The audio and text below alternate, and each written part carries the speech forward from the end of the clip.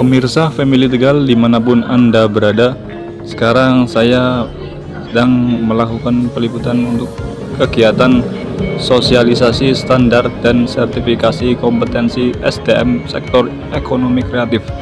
Kegiatan ini diikuti dari pelaku ekraf di wilayah Kabupaten Tegal.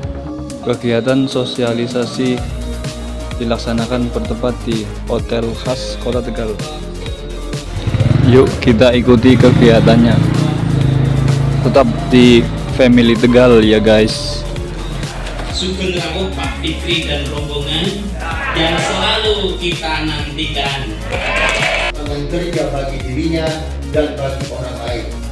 Kegiatan sosialisasi standar kompetensi dan sertifikasi kompetensi SDM Ekraf merupakan program kolaborasi antara Kemenparekraf Paparekraf dengan Komisi 10 DPR RI yang bertujuan meningkatkan pengetahuan, literasi mengenai standar kompetensi dan sertifikasi kompetensi Ekraf sehingga memberikan pemahaman, pandangan dan inspirasi guna mengikuti pelatihan berbasis kompetensi dan sertifikasi kompetensi bidang ekonomi kreatif ke depan. Narasumbernya Pak Reno ini langsung dari Direktur LSP yang tentu memiliki skema ekonomi kreatif. Maka bila Bapak dan Ibu tertarik, tentu bisa langsung daftar untuk mengikuti sertifikasi kompetensi ke depan.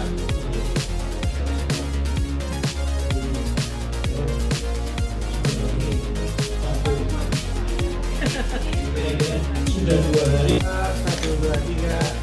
Ya, terima kasih Pak. Kemudian dari Bapak Faisal kepada Bapak Reno.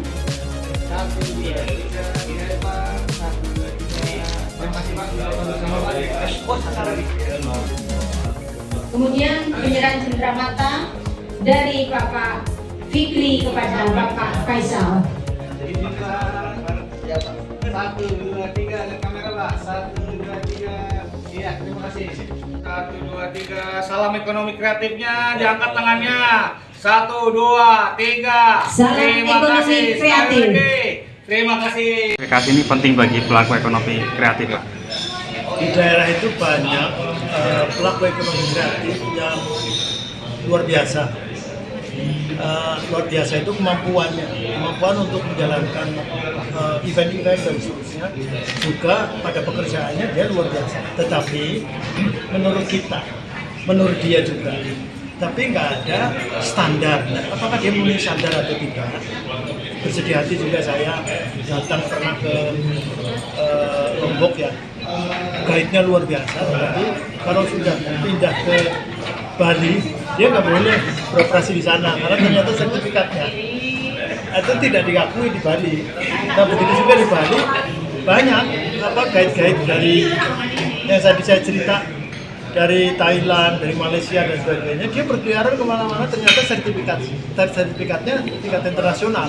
Jadi kita harus menerima mereka. Nah di sini saya tadi cerita orang Tegal itu kan banyak yang dipakai lighting di filmnya Mas Tontowi atau dulu Mas Umam almarhum dan sebagainya. Memang itu kan saya tanya sama Mas Bang Tontowi, itu propertinya, lightingnya, soundnya segala macam itu semua orang Tegal. Tapi saya tidak yakin kalau itu mereka tersertifikasi dengan baik. Itu karena dipakai oleh Mas Imam Tontowi. Tapi kalau untuk event-event besar, tadi saya cerita Asian Games 2018, betapa sedihnya, hanya lighting, hanya timekeeper, hanya apa, itu semuanya bule. Itu saya tanya sama Pak Wisnu Tama, ke Pak Erick Thohir, apa segala macam, karena kita sebenarnya banyak yang melakukan, tapi belum tersertifikasi. Pertama tersertifikasi tingkat internasional. Karena Asian Games kan itu multi event tapi internasional. Gak bisa sembarangan sertifikasinya Indonesia itu nggak bisa. Dia harus diakui oleh negara-negara lain juga. Nah itulah yang terjadi sehingga mudah-mudahan dengan sosialisasi standarisasi kompetensi ini nanti orang sini yang saya percaya mereka sudah punya kemampuan yang luar biasa, tapi dengan ada sosialisasi ini mereka akan menyesuaikan apa kurangnya atau apa yang harus dikuatkan dan apa yang harus supaya dia dapat sertifikat pengakuan dari orang lain. Fikri, persyaratannya gimana? Nah ini yang nanti akan disampaikan. Jadi persyaratannya apa, untuk kelas apa, jenisnya apa, ekonomi kreatif apa dan sebagainya. Ini Pak Reno ini yang paham, karena beliau dari Badan Pak, target Sertifikasi itu pelaku kan penting. Apakah nantinya akan diwajibkan bagi para pelaku ekonomi kreatif? Sesungguhnya sekarang sudah mulai, dan bahkan nanti tanya ke Kementerian Pariwisata Ekonomi Kreatif, di beberapa kemampuan itu bahkan sudah di tingkat internasional. Ya. Di tingkat internasional. Bukan hanya di sini, kita talenta orang-orang Indonesia yang luar biasa. Pak, sejauh ini antara yang sudah tersertifikasi dan yang belum. Nah ini yang saya belum tahu, mungkin nanti apa Pak Reno apa Pak Faisal ini yang tahu. Saya nggak tahu. Tapi yang saya tahu di daerah Mungkin khususnya sangat di sedikit. Tegal, ya mungkin Sangat sedikit. sangat sedikit sekali. Sangat sedikit. Bahkan itu pun juga tidak tahu siapa orang yang bersertifikasi. Nah ini yang target di 2024 pelaku aircraft kan meningkat 64% ya Pak? 65%. 65. Bagaimana upayanya Pak? Kontribusi ke PDB. Itu tentu ini kalau secara nasional ini umum ya, karena 65%. Sekarang baru kontribusinya sudah 61%. Ekonomi kreatif kontribusi ke PDRB itu sudah PDB ke PDRB. Ini daerah. PDB ke PDB itu sudah 61%. 2024 ini diharapkan sudah 65%, jadi naik 4%. Nah ini tentu harus sinergi satu dengan yang lain. Nah sekarang dengan kontribusi devisa negara itu sudah luar biasa, dari pariwisata 21 miliar US dollar, dari ekonomi kreatif itu 23 miliar US dollar. Kalau digabung dari 44 miliar US dollar itu minyak dan gas kalah, batu bara kalah, semua kalah loh. Ini real, ini bukan. Kadang-kadang kita salah, itu kita konsentrasi ke palpoin, konsentrasinya ke batu bara, konsentrasi ke usaha-usaha investasi dan sebagainya. Investasi itu belum tentu masuk tanda tangannya. Tapi inilah yang nanti mungkin skamanya tidak hanya nasional Mas, tapi daerah. Nah daerah nanti tanyanya ke daerah, ini masing-masing beda-beda. Karena apa yang akan didorong? Karena misalnya Kabupaten Tegal itu yang khas apa? Dari 17 subsektor ekonomi kreatif, yang paling menonjol apa? Apa sudah terukur atau belum? Nah ini Kabupaten Tegal. Jawa Tengah itu juga apa? Karena dinasnya juga belum ada, dinasnya ditempel-tempel dinasnya, jadi kelembagaan ini belum ada. Kalau di DKI ada sudah. Dimulai sejak kapan?